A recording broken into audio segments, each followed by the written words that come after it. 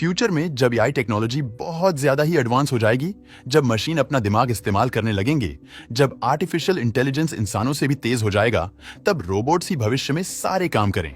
और जब रोबोट्स ही सारे काम करेंगे तो हम क्या करेंगे?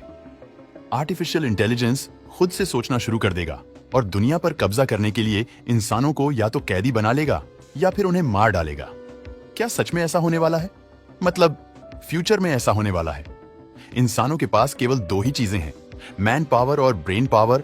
ऑलमोस्ट इंडस्ट्री में बड़े बड़े कामों को मशीनों के थ्रू ही किया जाता है, इसीलिए लेबर्स की जॉब काफी कम हो चुकी है। एलन मस्क खुद कई बार बात कर चुके हैं।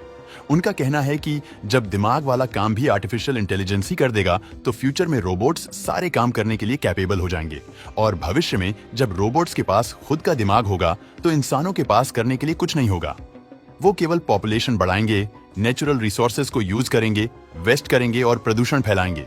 और जब मशीन्स ये सारी चीजें ऑब्जर्वेशन करेंगी तो उनके पास इंसानों को इस धरती से हटाने के सिवा कोई रास्ता नहीं बचेगा, क्योंकि हम लोग यानी इंसान पूरी तरीके से उनके लिए यूजलेस हो चुके होंगे। आखिरकार रोबोट का निर्माता भी कोई ना कोई इंसान ही है।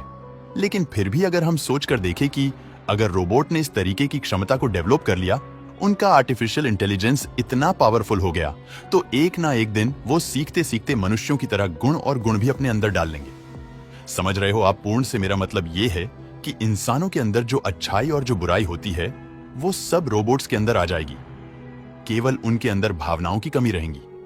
मतलब उनके शरीर में कोई दिल नहीं होगा, ना उन्हें किसी का दुख समझ में आएगा, ना ही उन्हें किसी का दर्द समझ में आएगा। लेकिन जो कि उनके अंदर एक इंटेलिजेंट डेवलप हो जाएगा तो समय के साथ वो समझ जाएंगे कि धरती पर उनके राज करने का समय आ चुका है।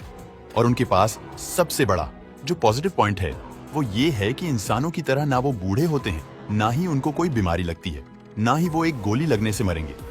लेकिन इंसान जिन्होंने उन रोबोट्स को बनाया है वो काफी ज्यादा नाजुक होते हैं और रोबोट्स के लिए इन्हें मारकर दुनिया पर कब्जा करना कोई मुश्किल बात नहीं होगी। देखो, मैं किसी को डरा नहीं रहा हूं, लेकिन मैं जो बात कर रहा हूं, अगर आपको उसमें कोई भी फॉल्ट दिख रहा है मुझे कमेंट करके जरूर बताना।